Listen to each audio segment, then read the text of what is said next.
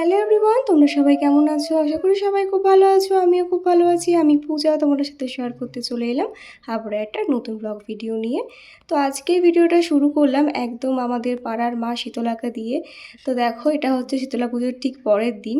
আজ কিন্তু সকালটা মাকে আমি যেরকমটা রোজ দিনই পুজো করি, সকালবেলা স্নান করে ঘরের ঠাকুর দেওয়ার পরে কিন্তু চলে এসেছিলাম আমার পাড়ার শীতলা মাকে একটু পুজো দিতে। তো আমার ঘরে যে কটা ফল ছিল আর কি, সে কটা ফল, তারপরে হচ্ছে তোমার একটু বাতাসা, ধূপ, মোমবাতি এগুলো দিয়ে কিন্তু সকালের পুজোটা সেরে ফেললাম। আর আজকেই কিন্তু আমাদের মা শীতলাকে রেখে আসার দিন, মানে একদিন পরে রাখা হয়। তো যেহেতু এবারের দিনটা সানডে ছিল, তাই কিন্তু একদিন আর গ্যাপ দেয়নি, পরের দিনই মানে পুজোর পরের দিনই কিন্তু আজকে মা শীতলার বিসর্জন হয়ে যাবে। বিসর্জন হয় না, আমরা গাছতলাতে বসিয়ে রেখে আসি। তো দেখতেই পাচ্ছ, কালকে পুজো হওয়ার পরে কিন্তু জায়গাটা খুবই অগোছালো হয়েছিল। যাই হোক, মা শীতলার মুখটা কি মিষ্টি হয়েছিল এই বছর। তারপরে কিন্তু আর কোনো রকম ব্লগ শ্যুট করা হয়নি, একদম বিকেলবেলা থেকে ব্লগটা শুরু করলাম। এখন কিন্তু সবাই মিলে রেডি সেডি হয়ে চলে এসেছি। এখন হবে হচ্ছে দধি মঙ্গল, দধি কর্মা আর কি। তো দেখো, তার জন্য কিন্তু এখানে ফল, তারপরে হচ্ছে দই, চিড়ে, এগুলো সব তোমার দাদাভাই গিয়ে এনেছিল। তো সেটাই কিন্তু এখন সব কিছু সাজিয়ে দেওয়া হয়েছে। আর জেঠু চলে এসেছে পুজো করার জন্য, মাকে এটা এখন নিবেদন করে দেবে। তো আর সুতোটা কেটে দেবে, কাল যেহেতু পুজো হয়েছিল। তো যাই হোক, দেখো এখানে পুজো শুরু হয়ে গেছে। আর আমরা সব কচিকাচাদের নিয়ে কিন্তু এখানে চলে এসেছি পুজো দেখবার জন্য। তো এখন কিন্তু এই পুজোটা হয়ে যাওয়ার পরে আমরা সবাই একটু সিঁদুর মাখামাখি করবো প্রতি বছরের মতন। তারপরে কিন্তু মাকে আনন্দ সহকারে আবার রেখে আসা হবে গাছতলায় বসিয়ে। তো দেখো, তারপরে কিন্তু দধিকর্মা মাখা হয়ে গেছিলো, সবাই কিন্তু প্রসাদ নিয়ে নিল। তো আমরা একটু প্রসাদটা নিয়ে খেয়ে নিলাম। আর দধিকর্মাটা খেতে এতটা ভালো হয়েছিল না যে কি বলবো, খুবই ভালো হয়েছিল। তারপরে দেখো, এই যে মণি পিসি আমাকে একটু আবির দিয়ে দিচ্ছিল। তো এখন কিন্তু সেই আবির মেখেই আমরা সবাই মা শীতলাকে রেখে আসবো আনন্দ সহকারে। তো সবাইরাই কিন্তু আমরা আবির মেখে নিয়েছি, দেখতেই পাচ্ছ। তারপরে একটু আর কি নাচ গান হচ্ছে, দেখতেই পাচ্ছ, যেরকমটা প্রতিবারই হয়ে থাকে।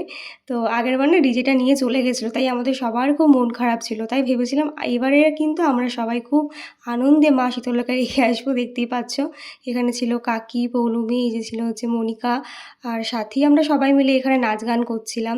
যেহেতু কপিরাইট দিয়ে দেবে, তার জন্য কিন্তু আমি আর গানটা এখানে দিলাম না। তোমরা যারা আমার ফেসবুকে আছো, ফেসবুক ফ্যামিলিতে আছো, তারা হয়তো লাইভে দেখেইছো। তো সবাই মিলে খুব আনন্দ করে কিন্তু আজকে শেষ বেলাটাও ভালো করে কাটাচ্ছি, দেখতেই পাচ্ছ। সাথে কিন্তু আমার মাম্মামও বাদ যায়নি, মাম্মামও কিন্তু আমার সাথে খুব নাচ করছিল। আর ও না মানে নাচ গান করতে খুব পছন্দ করে, গান বাজলেই হয়েছে, ওকে আর ঘরে আটকে রাখা যায় না। কালকে তো কত রাত্রির অবধি এখানে ছিল নাচ করবে বলে।